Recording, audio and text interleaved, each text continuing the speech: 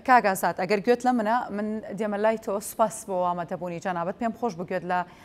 قسەکانی پامنێری کورسان نیوز بێ لە تاران ئەنجا دەست بکەین بە قسەکانمانەوەی کە دەبینین پرۆسەی هەڵبژاردننی سەرۆکایەتی ئێران بەڕێوە دەچێت دەمێت سەرنجی جەنابەت بزانم لەسەر کۆی پرۆسەکە و ئەو هەڵبژاردنە پێشوەختەی کە لە ئێستادا لە ئێراندا بەڕێوە دەچێت دەمێت سەرنجت بزانم و لە دواتردا بچینە دیتێڵی بابەتەکەەوە. سڵاو لە بەڕێستان و بینەرانی خۆشەویستی کورسان نیوز لە ڕاستی پرۆسی هەڵبژاردن لە ئێران لە سەرەتاوانی گرنگی پێدراوە ئەگەر تۆ سیر بکەی ئەمە چاردەمین خولی هەڵبژاردننی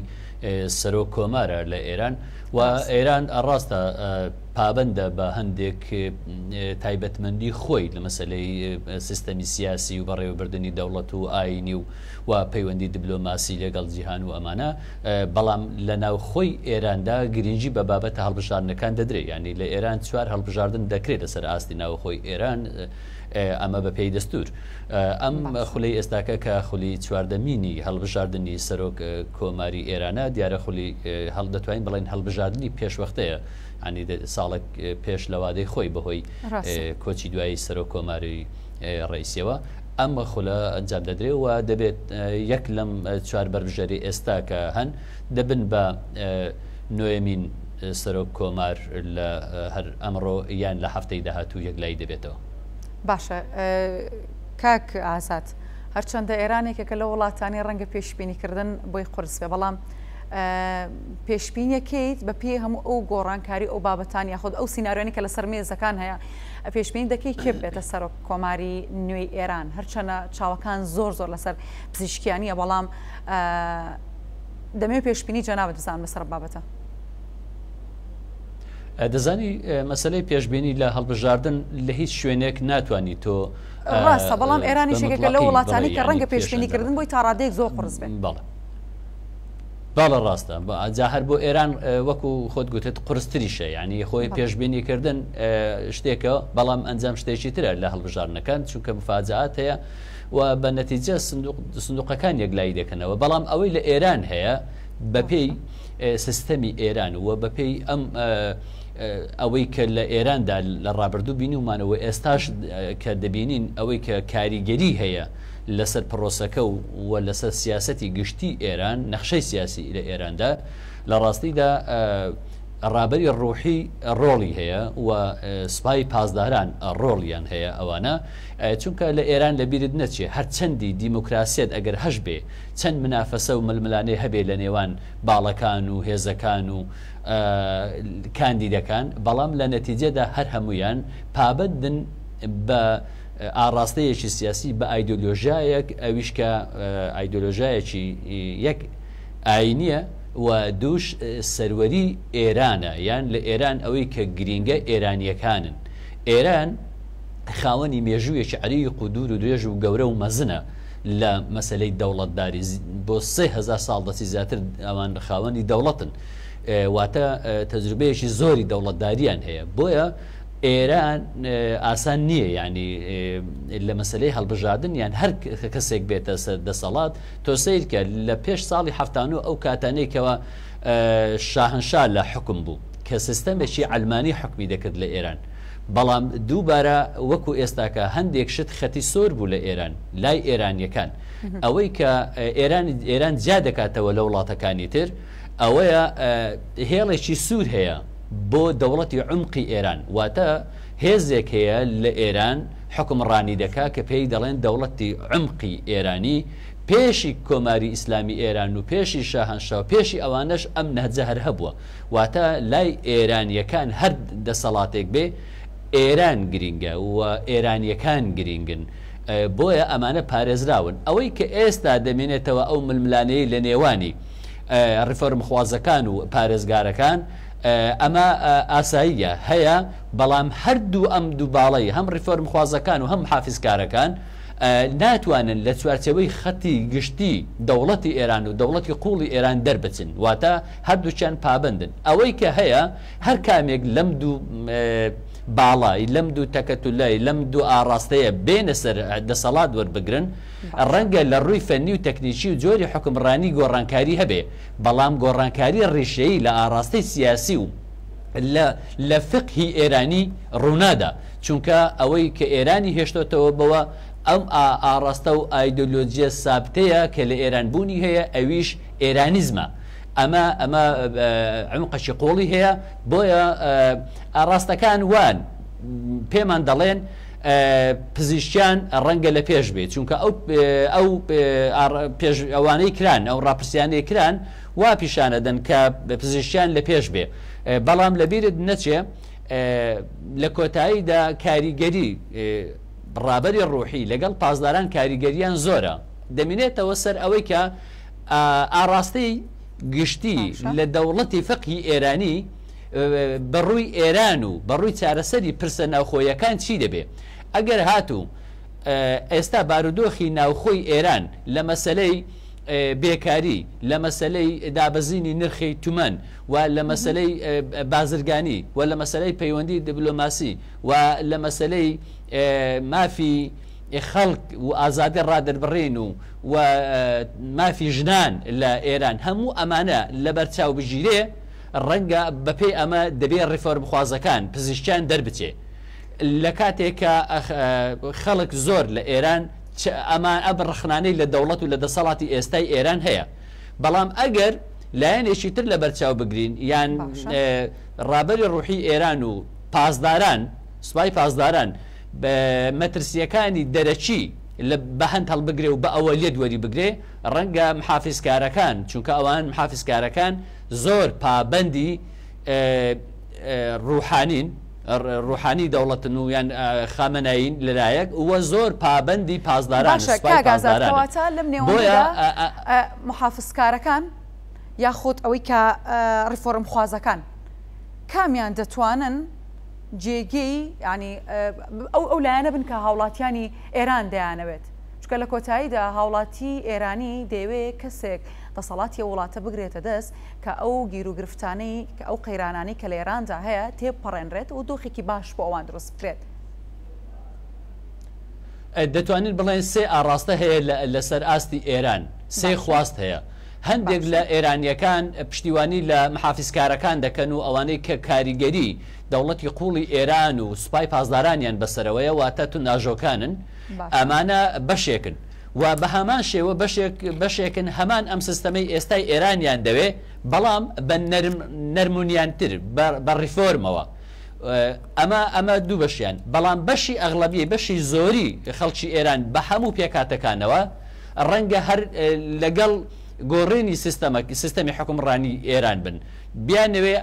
ئەم شێوازی حکومڕانی و ئەم سیستەمی دەوڵەتداری لە ئێران نمێنێ بۆیە ئەمانەی کە ئێستا نەپشتیوانی لە ڕیفۆرم خوازەکان دەکەن و نەپشتیوانی لە محافیزکارەکان دەکەن ئەوانن کە دایانەوێ سیستەمی سیاسی ئێران گۆڕانکاری بەسەردابێ واتە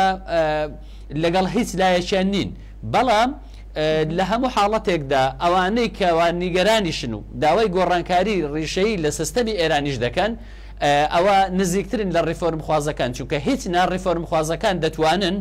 هەندێک لە داخوازی و داواکانی خەڵک شەقام بەدی بهێنن بۆ نمونە ئەگەر گوێ لە ئەوەی بگرین لە پزیشکیان بەڵێنیدا لە حملەی هەڵبژارنەکەی بەڵێنیدا دەڵێ من ئەگەر ببە سەرۆک هەوڵ دەدەم لەتشی ژنان نهێڵم و هەوڵ دەدەم هیچ جۆرە ڕق و شینەیەک لە نێوان پێکاتەکان نهێڵم بە تایبەتیش کە بەخۆی کەسێکە فارس نییە و خۆی باوکی ئازادیە و دایکی کووردە و بە کوردیش قسەی کردو ئەوانە بۆیە جۆرێک لە سۆزی پێکاتەکانی ئێرانی بۆ خۆی ڕاکێشاوە بکاتەوانێ بەڵێ ئەمە دەتوانێت لایەکی بەدەست بێنێ یعنی سۆزی پێکاتەکانی ئێران بەدەست بێنێت چکە لە ئێران تەنها فارس نین فارس هەیە عەرەب هەیە ئازەری هەیە کورد هەیە بەڵێ ئەمانە هەموو ڕێژەیەکی باش لە دەنگدار هەیتیان و بە تایبەتیش توێژی برین ژن یان ڕەگەزی ژن لە ئێران کە معاناتیان زۆرە بەدەست ئازادی ڕادەربڕین و مەسلەی سەپاندنی لچک و شێوازی جیلوبەرگ و هەڵسوکەوتی ژنان لە ئێران بۆیە ئەو هات باسی لەوەکت گوتی من ئەم گۆڕانکاریانە دەدەم بەڵام ئەم گۆڕانکاریانە ڕەنگە هەندێک پەیوەست بێ بە مەسلەی بانگەشەی هەڵبژاردن چونکە لە بیرت نەچێ بۆ نمونە باسی لەچی ژنانی کرد لەچی ژنان لە خۆڕان نەهاتووە ئەمە پەیوەستە بە ئایدۆلۆژیای ئاینەوە هەر کەسێک ببێتە سەرۆک کۆمار لە ئێران ناتوانێت پێچەوانەی ئاەتی قورعانی یان پێچەوانەی تەسەوراتەکانی شیعە ئەوەی کە فقی شیعە لەسەری دەڕوا هەسوکەوت بکات چونکە لە بیرمان نەچێت لە ئێران دەوڵەتی عمقی ئێران دەوڵەتی فقهی هەیە ئەوان حکوم دەکەن بۆیە ڕەنگە ئەمە بۆ بانگەشە بەکاری هێنابێ یان ڕەنگە تۆزێک نەرمیش بنوێنێت ئەگە بێتە دەسەڵات بەڵام ناتوانێت چۆن دەکرێت وەکو بانگەشە بەکاربێنە لە کاتێکدا بەپێی ئەو هەموو خاڵانی کە تۆ باست کە ڕەنگە جێبەجێکردنیە بەڵێنە تا ڕادەی قورس بێت ئەمە چۆن دەکرێت دەستی بۆ ببرێت بۆ بانگێشە دەستی بەردە بدرێت لەبەر ئەوەی جێبەجێ نەکراوە وەکو هەڵمەتێک دەتوانی بۆ خۆی بەکاری بێنی بۆ ڕاشێشانی سۆزی خەڵک بەڵام جێبەجێکردن شتێکی ترە ئەوەندە هۆشیارن تێدەگەن کە یاساکانی وڵاتە چۆنە دەکرێت چی بگۆڕێ دەکرێت چی نەگۆڕێ چ شتێکیش بەجێگیری ماوەتەوە چەندین ساڵە لە وڵاتەدا ئەوەی کە بەجێگیری مایتەوە خەتی سوورە ئەوەیە کە دەوڵەتی فەقی ئێرانی بەڕێوە دەبا مەسەلە ئایدۆلۆژیەکەیە ئێران دەوڵەتێکی ئایدۆلۆژیە ئەمانە ئاسان نییە تۆ ناتوانی بێ گۆڕانکاری لەوەدا بکەیت ڕەنگە ئەگەر بتواندرێ سیستەمی سیاسی ئێران بە کولی بگۆڕی ڕەنگە ئەو کاتە چۆن ئێستا بینیمان لە پێشی انقلابی 79 خۆ شاهنشا دەسەڵاتێکی ئەلمانی بوو یعنی وەکو ئەوروپا هەڵسوکەوت دەکرێت ئێرانیەکان وەکو هەڵسوکەوتیان وەکو ئەوروپی بوو لە ڕووی کۆمەڵایەتی مەسەلەی کەلتوری بەڵام دیسان ئەو کاتیش ئەوەی کە ئێرانیەکانی هەموو لەسەر کۆک بوون ئەوەیە کە ئەوان ئیتیمایان بۆ ئێران هەیە ئەوان وەکو کورد و فارس و ئازەر و عەرەب سەیری یەکتر ناکەن ئەوان وەکو ئێرانی سەیری یەکتر دەکەن تۆ سەیرکە لە ناو بانگەشەی هەڵبژاردن پور محەممەدی کە یەکێکە لە کاندیدەکان لە ئێستادا باسی لەوە کرد لە ئەنجامی پرسیاری پەیامنێرێک پێی گوتی ئێوە تۆ چی دەکەی بۆ کورد ئەگەر کورد وەکو کەمینەیەک پێکاتەیەکی کەمینە لە ئێراندا هەندێک مافی هەیە تۆ ئەگەر ببی بەسەرۆک کۆمار چی دەکەی بۆ کورد ئەو گوتی ببوورە کورد کەمینە نییە لە ئێران کورد بەشێکی سەرەکی و کاریگەرە لە ئێران چونکە کورد ئێرانین تاکیدی کردەوە گوتی کورد ئێرانین واتە ئەوان زۆر تەرکیز لەسەر مەسەلەی ڕەگەز و لە مەسەلەی قەومیەت و جیاکاری ئەوە ناکەن شتێک هەیە کە هەمیان بەیەکەوە دەبەستێتەوە ئێران و پێڵێن ئێرانی تەنانەت دەوڵەت مێژووی دەوڵەتی ئێران لە هەزاران ساڵ پێش ئێستاش تۆ ئەگە سیر بکەی هەمیشە وەک ئێرانیزم بیدیان کردوتەوە ئەوان ئیندۆ ئێرانیەکانیش هەر بەی خۆیان دەزانن هەرچی لە ڕەگەزی ئاری بێ ئەوان بەهی خۆیانی دەزانن و ئەوان کورد بە بەشێک لە خۆیان دەزانن لە ئێرانی دەزانن بۆیە ئەو تەعەسوبە قەومیەیە نییە بەرامبەر بە کورد وەکو ئەوەی ئێستا تورکیا هەیتی مەسەلەن دەوڵەتی عوسمانی یان تورک دەوڵەتی تورکیا لە ئێستادا ئەو ناوی کوردی وشەی کوردستانی قبوڵ نییە بوونی کوردی وەکو نەتەوە قبوڵ نییە بەڵام ئێران نا ئێران دەڵێ بەڵێ کورد هەیە و کوردستانی شەیە تەنانەت پارێزگای سندا بەڕسمی لەوێ ناوی پارێزگای کوردستانە بۆیە ئەوان کورد و کوردستانیان قبوڵە بەڵام ئەوان کورد و کوردستان وەک ئێرانی دەبینن نەک بە جیاکاری قەومی جیاوازیەکە لەوەدایە بۆیە هەندێک شت هەیە ئاسانە دەستکاری بکرێت بەڵام هەندێک سەوابت هەیە کاگازات پەیوەندیەکی باش باسی کوردستانت کرد پەیوەندیەکی باش لە نێوان هەرێمی کوردستان و ئێراندا هەیە ئەگەر سەرۆک کۆمار بگۆڕێت یاخو سەرۆک کۆمارێکی نوێ بێتە سەر حکوم ئەمە تا چەندێک کاریگەری لەسەر پەیوەندیەکانی هەرێمی کوردستان و ئێران دەبێت ئەمە تەنها سەرۆک کۆمارەکە دەگۆڕێت یاخود نا ئەمە کاریگەری لەسەر سیاسەتەکانی دەرەوەش دەبێت ئەمە دوولایەنەیە ئەم بابەتە چۆن هەر گۆڕانکاریەک لە ئێران هەر کامیان بێنە سەر حکم ڕیفۆرم خوازەکان بن یان محافیزکارەکان بن بابەتێکی سابت هەیە لە ئێران ئەویش ئەوەیە پاراستنی بەرژەوەندی ئێران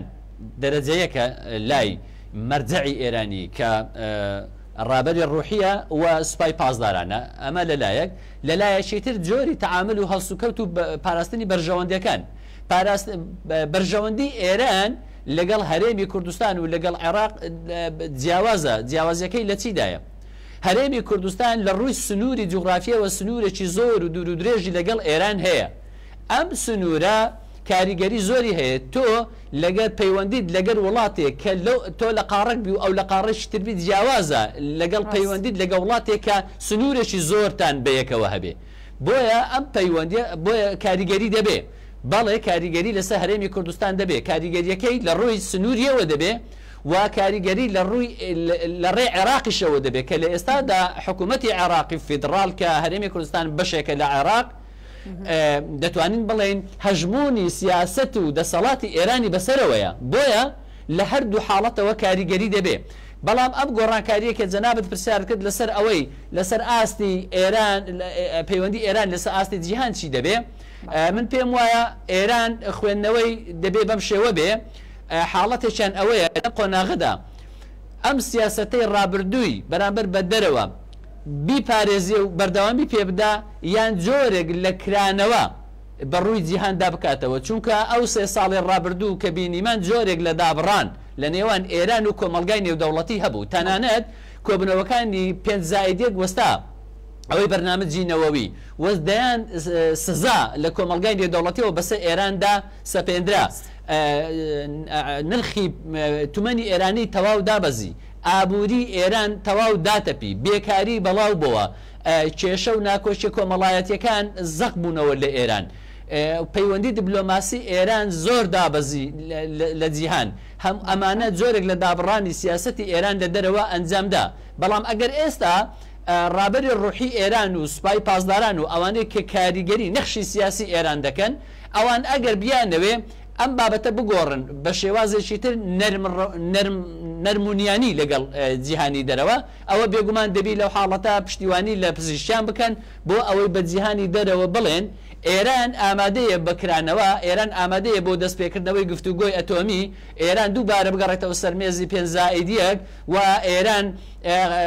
ئامادە بێ قسە لەسەر ئەتۆمیەکە بکە و ئێران ئامادە بێ پشتیوانی لە پزیشکیانەکات بۆی کە ئەو سیاسەتی کە تۆ باسیانی کە تۆ نازانم نەخشەی داڕێژراوی ئێران چییە؟ بەڵام تۆ سیرکە ئەگەر ئەمە نەبێ مەبەستیان ئەوە نەبێ پزیشکیان دەربچێ ئێخۆ لە ئەنجومەنی نیگەهبانی دەرنەدەچوو. ڕاستە. یعنی هەرنیان دەهێشت کاندید بێ هەروەکو چۆن بەشێکی چۆن نانهێشت ئەحمەدی نەژاد مەسەلەن کاندید بێ و چەندین کاندیدی تر ڕەت کرانەوە هەرنیان هێشت ببن بە کاندید. تۆ سیر کە ئێستا 4 کاندید ماوەتەوە سیانیان ریفۆرم ئەمە بە دیوێکی دیکەش خوێندنەوەی بۆ بکرێت. بوونی پزیشکیانی لە نێو کاندیدەکاندا دەکرێت وەک وێنایەک دابنرێ کە لەسەر ئاستی جیهان بۆترێ ئێران وڵاتی کێمیان ڕە و دەرفەت بە هەمووانەدا خۆیان کاندید بکەن. دەکرێت بەم شێوازەش خۆ خوێندنەوەی بۆ بکرێت. ئەمەش ڕاستە خۆی پرۆسەکە جوانتر دەکا بە جیهانی دەرەوە دەڵێ ململانەی هەیە دوو ئاڕاستەی جیاواز هەیە. هەر بۆیەش ئەگە تۆ سیرکەی بانگەشەی هەڵبژاردنەکانیان ئەو جارە هی ڕیفۆرم خوازەکان لەگەڵ پارێزگارەکان جۆرێک لە پێچەوانەی زەقی تێدا بوو. یعنی ئەمەش ئەوە دەگەینێ کە ئێران بە جیهان دەڕێ بە ئەوروپا دەرێ بە ئەمریکا دەرێ ئێمەش ئەمە لە ئێران دیموکراسەتی تەواو هەیە ئەوە تا ئاڕاستەکان زۆر جیاوازن پێچەوانەی یەکن ئەوە تا منافەسە و ململانێ دەکەن و بە نەتیجە ئێمە ڕازین بە دەنجی گەل لە سندوقەکانی دەنگدان یەکلایی دەکاتەوە ئەم بابەتە واتە جۆرێک لە خۆ دەرخستنی دیموکراسیانە لە ئێران بە جیهانی دەرەوە پیشانەدەن. ئەمە دەکرێت ئەم ڕووی ڕاستە. بەڵام لە پاڵ ئەوەشدا ئێران ئەو نەخشەی دایناوە ئەم بەرنامجەی هەیتی ئەو پلانەی هەیتی بۆ ئەوەی لە 4 ساڵی داهاتوودا ئێران چۆن هەڵسکەوت بکە ئایا گرنگی بەکرانەوە بدا لەسەر ئاستی دەرەوە و لەسەر ئاستی ناوەخۆ ئەوە دەبێت ڕیفۆرم خوازەکان دەبی پزیشکیان دەرچێ چونکە تاکە کاندیدی ڕیفۆرم خوازەکانە خۆ ئەگەر بشێوێ بە هەمان تند و تیژی بمینێتەوە لە ناوەخۆ و لە دەرەوە بێگومان ڕەنگە بچێتە خولی دووەمی هەڵبژاردن لە خولی دووەم کە هەفتەیەکی تر ئەنجامەدرێ لەو حاڵەتە یەک لە پارێزگارەکان محافیزکارەکان دەربچن کە زیاتر لەو 3 کاندیدە یەکەچیان بەهێزترەوە بە تاکیدی لە 2 کاندیدەکەش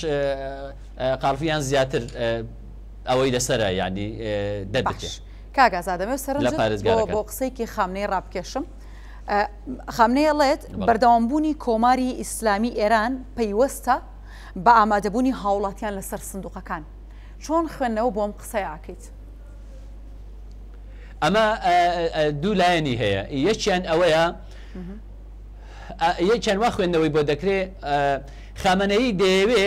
ڕیفۆرمخوازەکان دەربچن واتە پزیشکیان دەربچی. بۆچی؟ چونکە ڕێژەی زۆری وەکو گوتم نزیکەی 150 بۆ 50 خەڵک بەشداری هەڵبژاردن ناکە یان دەنجی خۆڵەمێشیە. ئەو دەنجی خۆڵەمێشیەی کە هەیە ئەوانە ئەگەر بستنە سەر سندوق بە تاکید دەنگ بە ڕیفۆرمخوازەکانە دەن نەک بە محافیزکارەکان. بۆیە یعنی خامنەیی وا لێک دەدرێتەوە کە خامنەیی کە هانی خەڵک دەدا بچن بۆ سەر سندوقەکانی دەنگدان بە خەڵک دەرێ شکۆی ئێران لەوەیە کە خەڵک بەشداری بکە، پاراستنی بەرژەوەندەکانی ئێران لەوەیە کە خەڵک بچێتە سەر سندوق. بۆ مانایە لەسەر ئاستی باڵاترین دەسەڵاتی ئێران و ڕوحی ئێران بانگەشە دەکا بۆی خەڵک بچێ بەوەی کە ڕێژەی خەڵک بەشدار بێ. چکە لە ڕابردوودا ڕێژەی بەشداری لە سەرۆکایەتیەکان کەم بووە 140 هەندێک بووە 150 بووە کەمتر بۆ زیاتر لەوەندە بووە. ئەم جارە من پێشبینی دەکەم وا خوێندنەوەی بۆ دەکەم لە 155 لەو نزیکە بێ 55 زیاتر بێ بۆ 56 و زیاتر بەشداری خەڵک بکان لە 55 بۆ 6 خەڵک بەشداری. ئەمە گرینگە. ئەمە خوێندنەوەیەکە بۆ ئەوەی کە پزیشکیان دەربچێ لە تەسریحەکانی یان لە بانگێشەکەی خەمەنەیی. بەڵام لایەنێکی تریشی ئەوەیە ڕەنگە بۆ ئەوە بێ بۆ ئیستهلاکی محەلی بێ بۆ بە دیموکراسی ناساندنی ئێران بێ بۆ گەلانی دەرەوەی ئێران یان بۆ وڵاتانی دەرەوەی ئێران بۆ ئەوەی بڵێن ئەوەتە ڕێژەیەکی زۆر بەشداری کردیا پرۆسەکە پرۆسەیەکی شەفاف بووە و ڕێژەیەکی باشی خەڵک بەش چونکە مزداقیەتی هەر هەڵبژاردنێک لەوەدایە تا چه ئاستێک دەنگدەران بەشداری دەکەن. ڕێژەی بەشداری دەنگدەر چەندە لە هەر هەڵبژاردنێکدا. تۆ ئەگەر لە وڵاتێک هەڵبژاردنێک بکرێ ڕێژەیەکی کەمی خەڵک 20-25 خەڵک بەشداری بکە ئەسڵان ڕەنگار شەرعیەتی نەبێ. بۆیە چەندی خەڵک بەشداری پرۆسەکە بکە هێندە بەهێزتر دەبێ و هێندە پێشوازی زیاتری لێ دەکرێت و هێندە ڕوخسارێکی جوانتری دیموکراسی ئەم پرۆسەیە پیشانەدا. باشە کاگازات ئەم بەیانیە محەممەد بۆ خبر لە کۆنگرێکی ڕۆژنامایی دیاخۆت قسەی بۆ میدیاکان کردوتی ئەوەی کە ئێستا ئێمە ئەنجاممان داوە بۆ ئامادەکاری بۆەوەی کە سەرۆکێکی نوێ بۆ ئێران هەڵبژێن لە ڕابردوودا ئێمە پێویستمان بە ساڵێک بۆ بۆی بتوانین و ئامادەکاریانە ئەنجام بدەین. بەڵام ئێستا توانیمانە لە ماوەی 40 ڕۆژدا ئەم پرۆسەیە بگەینە ئێرە. ئەم دەسوبردی و خێراییە پێتوانیە وای لە هاوڵاتی ئێرانی کردو بەرچاوڕوون نەبێت بۆی کە کاندیدەکان بناسێت بە شێوازێکی گشتی بەرچاوڕوون نەبێت بۆ دۆخەکە. ئەمە وا بکات ڕێژەی دەنگدان لە وڵاتەدا کەم بکات یاخۆ ڕێژەی دەنگی خۆڵەمێشی زیاد بکە. ئەمەش دوو بابەتە. بابەتێکیان ئەوەیە بابەتێکیان مخبیری لەسەریتی ئەم پرۆسەیە لە کاتی خۆی ئامادە بکە و دەنگدان بکرێت. چونکە بەپێی دەستور کاتێک کە سەرۆک کۆمار نامێنێ یان وازدێنێ یان دەمرێ یان هەرچی دەبێ لە ماوەی کەمتر لە 2 مانگ پرۆسەکە بکرێ یان 50 ڕۆژ بۆ 6 ڕۆژ دەبێ ئەنجام بدرێ. واتە ئەوەی مخبیری کردیتی وەکو سەرۆکی کاتی ئەرچی خۆی جێبەجێ کردووە. یعنی ئەمە هەڵبژارنێکی پێشوەختەیە و پلان بۆ ناڕژراو بووە. بەڵام ئەوە دەستور وا دەڵێ دەبێ بیکە. ئەمە لایەنێکیان. لایەنەکەی تری ئەوەیە بەڵێ ڕاستە و قسەی جەنابەت ڕاستە هەڵبژاردنێک ئەگەر بە پرۆسەی خۆیدا تێپەڕی لە کاتی خۆی هەر 4 ساڵ جارێک هەڵبژاردن بکرێ بێگومان هەم کاندیدەکان باشتر دەتوانن بانگێشە بکەن و هەم ڕیفۆرمخوازەکان یان پارێزگارەکان یان حیزب و لایەنەکان دەتوانن کاندیدی خوێندنەوەی باشتر بۆ کاندید بکەن کاندیدی باشتر دیاری بکەن دەتوان ڕاپرسی زیاتر ئەنجام بدرێ و خەڵک باشتر بەرچاوڕوونی دەبێ لە هەڵسەنگاندنی کاندیدەکان. ئەمە ڕاستە. بەڵام ئەوەی ئێستا ئەنجامەدرێ ئەم خولی هەڵبژاردنە ئەمە هەڵبژاردنێکی پێشوەختەی لە ناکاو و چاوەڕوان نەکرا و بەرنامە بۆ داڕێژراو نەبووە. یعنی ئەمە لە ناکاو بە چکە سەرۆکیان بە کارەساتی کۆچی دوایی کرد بەپێی دەستور دەبی لەو باوەیە هەڵبژاردن بۆ سەرۆک بکرێ کەوا ئەمڕۆ ئەنجامەدرێ. بەڵێ زۆر سوپاس بۆ ئازاد جۆڵات چاودێری سیاسی کە تۆنامیان ڕاستەوخۆ لە هەولێرەوە میوانیم گەشتی هەواڵ بوون. دووبارە زۆر سوپاس بۆ ئامادەبوونی جەنابەت. سوپاس بۆ تاوی ئەو زانیاریانەی کە بە ئێمەدا